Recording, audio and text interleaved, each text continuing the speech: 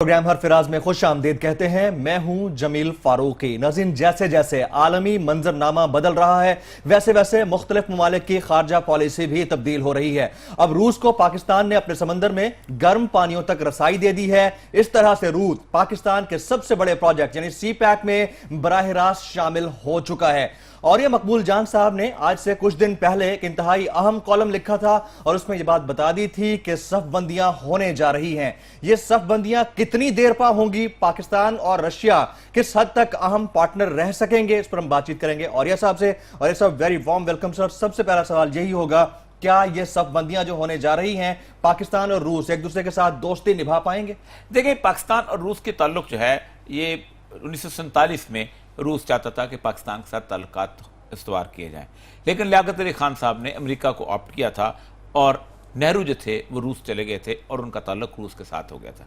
कांग्रेस वैसे भी थोड़ी सी कम्युनिस्ट नजरियात की हामिल जमातों में से रही है, प्रोग्रेसिव और इस किस्म की चीज़ें हैं जिनमें तरक्की पसंदा के साथ भी उनका एक ताल्लुक रहा है और वो नेहरू जो है नॉन अलाइड मूवमेंट के अंदर भी उसका काफ़ी सारा हिस्सा था। लेकिन असल में बुनियादी वजह यह है कि गर्म पानी तक पहुँचना, देखिए एक है नीचे के समंदर जिनमें बहरे हिंद शामिल है, बहरे ओकियानूस शामिल है, बहरे जैसे कहते हैं काहिल, बहर काहिल जैसे पैसिफिक ओशन, अटलांटिक ओशन कहते हैं, या बहरे कुल्ज़म शामिल है, मेडिटेरियन जिसको कहते हैं, या वो नीचे जहाँ रास उम्मीद का चक्कर काटा था उसने साउथ अफ्रीका वाला समंदर शामिल है। ये वो सारे समंदर हैं कि जिनके अंदर जहाज़ रानियाँ होती हैं और ये जहाज़ रानियाँ जो हैं ये गुज़श्ता तकरीबन 300-400 साल से ये इंसानों की ताकत को डिटरमिन करती हैं। राइट। बरतानिया, उसके बाद हॉलैंड, उसके बाद फ्रांस, ठीक, और उसके बाद पुर्तगाल, और पांचवा ताकत थी स्पेन। इनके पास चूंकि बहरी ताकत थी इसलिए इन्होंने पूरी दुनिया के अंदर अपनी कॉलोनीज बनाई। रूस जो था ये ऊपर साइबेरिया के साथ कहीं वहाँ पड़ा हुआ था और ये बेचारा ज़ार रूस के ज़माने से ही बिल्कुल अलहदा था और उसकी अगर कहीं को समुद्र खुलता भी था तो 2-3 महीने के लिए खुलता था, अगरचे कि ताकत बहुत बड़ी थी। दूसरी बड़ी जो इनके मसला था वो ये था कि ये बाकी ईसाइयों से मुख्तलिफ थे। वो जो ईसाई यूरोप में रहते हैं वो ईसाई बुनियादी तौर पर वेटिकन सिटी वाले ईसाई हैं, बिल्कुल ठीक, जिनको कैथोलिक्स कहते हैं। कैथोलिक कहते हैं हमागिरियत वाले ईसाई। ये जो ईसाई हैं ये बेसिकली ऑर्थोडॉक्स क्रिश्चियंस हैं। ऑर्थोडॉक्स वो हैं कि जैसे जो पुराने हजरत ईसा के ज़माने के चले आ रहे रासिखुल अक़ीदा, ये वो लोग थे कि जो अपने आप को हजरत ईसा के पुराने तालीमात के ऊपर चलते हैं, उन पोप के उस पर बिलीव नहीं करते, उस तरह की बात। इनके यहाँ दाढ़ी होती है जबकि वो दाढ़ी को शेव कर लेते हैं। इनके यहाँ सूअर नहीं खाया जाता, शराब की ममानियत, सूद नहीं है इनके यहाँ, सूद के फिर ये है कि वो वेटिकन वाले कहते हैं कि हज़रत ईसा फांसी चढ़ के हम सब के गुनाहों का कफ़ारा अदा कर गए, जबकि ये कहते हैं कि हमारा गुनाहों का कफ़ारा वो अदा नहीं कर सकते, ठीक है, हमें खुद अपने अमाल के बुनियाद पर आगे जाना। ठीक हुआ ये था कि मॉडर्न जो ज्यूज़ हैं उन्होंने इन दोनों पर हमला किया था 17th सेंचुरी के आसपास। जी, यूरोप पे हमला किया था सेकुलरिज्म और लिबरलिज्म की बुनियाद पर और यहां पर हमला किया था कम्युनिज्म की बुनियाद पर। कम्युनिज्म 1917 में आया है और वो ज़ार रूस भी खत्म हो गया, उसकी ख्वाहिश भी खत्म हो गई। 1917 से पहले 3 अफगान जंगें हुई हैं बरतानिया की उनके साथ। 1905 में आखिरी जंग हुई है ज़ार रूस के साथ, ठीक, और उन जंगों में ये जो बॉर्डर है अफगानिस्तान वाला, इस बॉर्डर के ऊपर पक्के मोर्चे बना दिए थे कि इन्होंने बरतानिया ने, कि हमें रूस जो है वो उसका मुकाबला कैसे करना है, और अफगानिस्तान को खुला छोड़ दिया था ताकि एक बफर स्टेट के तौर पे काम करे। अच्छा, इसीलिए अफगानिस्तान पे अपनी मर्जी का बादशाह भी लाने की कोशिश करते थे, कभी आता था कभी नहीं आता था, कभी गाजी अमान अल्लाह होता था, कभी दूसरे होते थे, इस तरह की चीजें। लेकिन सर माजी में जिस बफर स्टेट की आप बात कर रहे हैं, उस बफर स्टेट को हम यूज करते रहे। अब हुआ ये कि जिस वक्त रूस माइट में आया है, जी, जब उसके पास यूगोस्लाविया भी आ गया, जब उसके पास चेकोस्लोवाकिया भी आ गया, जब उसके पास रोमानिया भी आ गया, जब ईस्टर्न यूरोप के बहुत सारे ममालिक उसके साथ चल पड़े, जब वियतनाम की जंग भी अमेरिका हार गया, जब क्यूबा में भी उसका स्टेशन हो गया, तो फिर उसने कहा कि अब वो बफर स्टेट को खत्म करके पाकिस्तान के बॉर्डर पे आ जाए। जब वो बॉर्डर पे आएगा तो आगे पै जाए तो पाकिस्तान उसका मरामत करेगा या रास्ता दे देगा, नहीं तो पाकिस्तान को भी उसको टेवर कर ले। तो 1979 के दिसंबर में रूस जो है अफगानिस्तान में घुस गया और 20 साल लड़ाई लड़ने के बाद जख्मी होके वहां से निकला और खुद भी चला गया। अब ये है कि अब आफ्टर अबाउट 88 के बाद से लेके अब आप खुद सोचें कि तकरीबन 22-23 साल के बाद दोबारा रूस की एंट्री हुई है इस इलाके के अंदर। वो अफगानिस्तान जो रूस के लिए एक کیا روس کے اپنے مفادات نہیں ہے سر اس میں؟ شکست کے بہت مفادات ہیں، مفادات دیکھیں نا، مسئلہ یہ ہے، ایسا قرآن بڑا اس میں واضح ہے. جی قرآن نے کیا ہے، سورہ مائدہ کی 82ویں آیت ہے، اس میں ایک لفظ ہے وَلَتَجِدَنَّ، یعنی تم جان لوگے. جی ٹھیک ہے، اشد الناس، تم میں سے مخالف ترین تمہارے مسلمانوں کے یا تو یہودی ہوں گے اور یا وہ لوگ ہوں گے جو کھلا شرک کرتے ہیں، اور جبکہ تمہارے ساتھ جو لوگ چلنے والے ہوں گے، تمہیں دوست اگر ملیں گے تو وہ لوگ جو عیسائی کہلوانا پسند کرتے ہیں. اب اس وقت یورپ کے اندر جو لوگ ہیں، مطلب جو کہ فرانس میں، انگلینڈ میں، ان سے پوچھو کون ہے، وہ کہتا ہے میں فرینچ ہوں.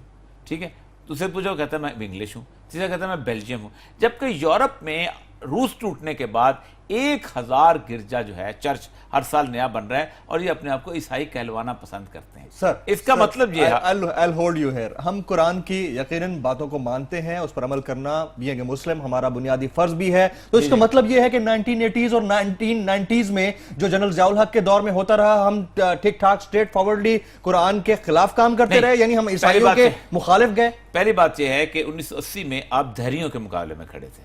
اچھا، عیسائی نہیں تھے وہ. انہوں نے عیسائیت کے تمام جتنے میں 37,000 چرچ بند کر دیے تھے، سلیبیں توڑ دی تھیں، مسلمانوں کی مسجدوں پہ تالے لگا دیے تھے. وہ ایک نان ریلیجس اسٹیٹ تھی جو رشیا کی اسٹیٹ تھی. ٹھیک، وہ ایک دہریہ، کیونکہ ظاہر بات ہے مارکس نے کہا کہ مذہب ایک افیون ہے، religion is an opium. Right, ٹھیک، اس نے افیون کہا تھا. تو وہ دہریت کے خلاف، جب وہ عیسائیت کی طرف واپس لوٹے ہیں تو ہماری دوستی پھر دوبارہ شروع ہو گئی ہے عیسائی کہلوانا میں. ایک تو یہ ہے. دوسرا یہ ہے کہ اب پاکستان جو ہے وہ امریکن کیمپ سے آہستہ آہستہ نکلے گا. اس کی وجہ یہ کہ امریکہ کیمپ میں کون آ گیا؟ امریکہ کیمپ میں آ گیا انڈیا، افغانستان، ایران. ٹھیک، یہ امریکن کیمپ کے لوگ ہو چکے ہوئے. اور سب سے بڑی بات یہ ہے کہ پاکستان کے خلاف بنیادی طور پر ان تینوں نے افغانستان میں کام کیا ہے. سر امریکہ اب نہیں، شروع سے کام کیا. سر امریکہ ہمارا اسٹریٹجک پارٹنر رہا اور گزشتہ 12-13 سال سے مسلسل دہشت گردی کے خلاف جنگ میں ہمارے ساتھ رہا ہے. اب رشیا کے ساتھ بننے والا جو الائنس ہے، کیا ہم آنے والے وقتوں میں اس کو ہولڈ کر پائیں گے؟ امریکہ سے بدترین اسٹریٹجک پارٹنر کوئی نہیں ہو سکتا. ہم سیٹو اور سینٹو میں امریکہ کے ساتھ تھے معاہدات میں. جی 65 کی جب وار ہوئی تو امریکہ نے ہماری اسلحے کی سپلائی بند کر دی. ہم نے پوچھا کیوں بند کی؟ اس نے کہا آپ کو انڈیا سے لڑنے کے لیے تو اسلحہ نہیں دیا جا رہا. ہم نے تو اسلحہ کسی اور کام کے لیے دے رہے ہیں کہ آپ روس کے خلاف لڑیں، اب کمیونسٹ کے خلاف لڑیں، اب چین کے خلاف لڑیں. یہاں تو ہم نے امریکہ کی دوستی کروائی چائنا کے ساتھ. جی سائنو کارڈ استعمال کیا، بالکل ٹھیک، سب کچھ کیا. ٹھیک ہے، ہم نے اس کو پورے کے پورے خطے کے اندر راستہ دیا. ہنری کسنجر یہاں سے ہو کے گیا تھا، ہم اپنے طیارے میں لے گئے تھے. آپ خود سوچیں کہ اس سائنو کارڈ استعمال کرنے کے باوجود 71 کی جب وار آئی ہے تو امریکہ کا بحری بیڑا جو تھا، 7واں بحری بیڑا آ رہا ہے، جب تک مشرقی پاکستان علیحدہ ہو کے ہندوستان کے ہاتھ میں نہیں چلا گیا، امریکہ نہیں پہنچا. امریکہ بعد میں صلح کرانے آیا، جی وہ سیز فائر اس نے کروایا ہمارا، جو میں اپنا مغربی پاکستان کا تھا کہ وہاں. تو امریکہ کی پارٹنرشپ ہمیں فائدہ مل رہی. ہم نے 57,000 جہاز جو ہیں وہ یہاں سے اڑے، 57,000 دفعہ جہاز امریکن اڑے. افغان بھائیوں کا انہوں نے پرکھ سے اڑائے، ان کو شہید کیا، ان کو مارا. ہم نے یہاں تک ساتھ دیا. ہم نے 650 بندے پکڑ کے دیے. یہ کوئی القاعدہ کے فلانے. ہم نے ملا عبدالسلام ضعیف جیسے سفارت خار کو پکڑ کے دیا. آخر اس کے باوجود بھی امریکہ ہم پہ یہی کہتا ہے کہ ہم نے کام نہیں کیا. اور اس کا مطلب یہ ہے کہ امریکہ کہیں ایسا تو نہیں ہے. ایک تو بات ڈو مور کی، ہمیشہ امریکہ ڈو مور کی بات کرتا رہا ہے. دوسری بات بہت ہی امپورٹنٹ ہے، جن کو ہم اپنا دوست سمجھ رہے ہیں، بہت قریبی الائنس ہولڈر سمجھ رہے ہیں، جیسے رشیا ہو گیا یا چائنا ہو گیا، کل کو ایسا تو نہیں ہے کہ انگریز کی طرح یہ بھی قابض ہو کر بیٹھ جائیں. نہیں، دیکھیں پہلی بات تو یہ ہے کہ روس اب نظریاتی ملک نہیں رہ گیا کہ وہ قابض ہوگا. ٹھیک، نظریاتی ملک قابض ہوتے ہیں بنیادی طور پر. جی ٹھیک، روس چلے یوگوسلاویہ پہ یا اس پہ انہوں نے قابض ہونے کی کوشش کی تھا، اب وہ ملک نہیں رہ گیا. پھر دوسرا یہ ہے کہ روس کی اب انڈیا کے ساتھ ٹوٹل پالیسی اس طرح کی نہیں رہ گئی. پاکستان کی جو ساری کی ساری پالیسی کے اندر وہ ہمارے ساتھ چلی گئی. حالت یہ ہے کہ یہ جو تھنڈر طیارے ہیں جو ہمیں چائنا JF-17 تھنڈر، اس کا انجن روس کا ہے، وایا چائنا آ رہا ہے. اور سب سے بڑی بات یہ ہے کہ پاکستان کی اور ان کی R&D ایک ہے، ریسرچ اینڈ ڈیولپمنٹ. جہاں آپ R&D ایک ہوتی ہے، جس کا مطلب یہ ہے کہ آپ اپنے طیارے کو امپروو کر سکتے ہیں، آپ ٹھیک کر سکتے ہیں. تو اس وقت صورتحال یہ بن رہی ہے کہ پاکستان، چائنا اور رشیا، اچھا یہ سارے کے سارے ایک ساتھ. بیچ میں آ جاتی ہے ایک کباب کی ہڈی افغانستان. جی اس کباب کی ہڈی افغانستان میں جس دن امریکہ نے یہاں سے نکلا اس دن جس دن طالبان، اب اس وقت آپ کو اندازہ کریں کہ افغانستان کے 80% علاقے پہ طالبان قابض ہیں، اور جس دن وہاں طالبان قابض ہو گئے، اب وہ تو ہونا ہی ہونا، ایک فیٹ نظر آتی ہے، کیونکہ یہ حکومتیں جو ہے نا، یہ جو اشرف غنی کی حکومت ہے، یہ تو کابل کے 2.5 میل، قندھار کے 1.5 میل، ٹھیک ہے، جلال آباد کے 2 میل، اور باقی شہروں کے 1-1.5 میل میں قابض ہے. باقی وہ جو پنجابی سر ہماری بھی پالیسی کو سلام ہے، کل تک جس کو ہم کباب سمجھتے تھے آج اس کو ہم کباب کی ہڈی کہتے ہیں. نہیں افغانستان کی حکومت میں کہہ رہا ہوں جی، حکومت تو ہے نا، حکومت ہے، بالکل مخالف ہے، حکومت تو ہمارے مخالف، سوائے ملا عمر کے افغانستان کی کوئی حکومت پاکستان کی ساتھی نہیں رہی، خواہ وہ برہان الدین ربانی کی حکومت ہو، خواہ وہ نجیب اللہ کی حکومت ہو، خواہ وہ حامد کرزئی کی حکومت ہو، اور خواہ وہ ابھی اشرف غنی کی حکومت، سوائے 5 سال ملا عمر کے پاکستان کی حمایت میں افغانستان سے آواز نہیں اٹھی. اس سے پہلے ظاہر شاہ کی حکومت میں بھی کبھی آواز نہیں اٹھی. یہ تو طے ہے نا. آپ اندازہ کریں کہ ڈیورنڈ لائن کے اوپر باقاعدہ وہ بتیاں لگتی ہیں. اب ملا عمر کے زمانے میں سروے پاکستان نے جا کے فزیکلی سروے کیا تھا، ورنہ 90 سال سے سروے وہاں کو نہیں ہوا تھا. تو وہ بنیادی طور پر افغانستان کا جو علاقہ ہے، یہ جب دیکھیں اوپر، اس سے اوپر رشیا ہے، ٹھیک ہے، رشیا میں بھی تاجکستان ہندوستان میں کچھ بلٹ اپ کیا ہوا ہے، لیکن چائنا کی ایک واخان کوریڈور میں بارڈر لگتا ہے افغانستان کو، چائنا کا خود ہمارے ساتھ بارڈر لگتا ہے. اب یہ سارے کا سارا خطہ جو ہے ایک یونٹ بنتا چلا جا رہا ہے. امریکہ اگر کرے گا بھی تو وایا انڈیا کرے گا، لیکن انڈیا خود بذات خود چائنا اور پاکستان کے درمیان گھرا ہوا ملک ہے. جی، انڈیا کو کوئی اور راستہ نہیں. ہم اگر ٹماٹر آلو نہ خریدیں، ہم اگر اپنے چکن کے لیے ان سے فیڈ نہ لیں، جیسے ہمارے یہاں میں نام نہیں لینا چاہتا، ہمارے حکمرانوں کی بڑے بڑے کاروبار ہیں اور کہاں سے لیتے ہیں، تو انڈیا کو واگا بارڈر کو شوگر کی بات کر لیں سر، شوگر کی واگا بارڈر کو کراس نہ کرنے دے. اور انڈیا کو اگر واگا بارڈر کراس نہ کرنے دیا جائے تو وہ نیچے سے جو سمندر کے راستے سے چیزیں لینے کے لیے آنا ہوتا ہے، وہ بہت تباہ کن. اور یہ سب $1 ملین کوسچن سر، ابھی سی پیک بنا نہیں ہے، سی پیک بننے کا شور چل رہا ہے، چرچا چل رہا ہے، اور کتنے ہی مقامات پر دہشت گردی کے افسوسناک واقع ہو گئے ہیں.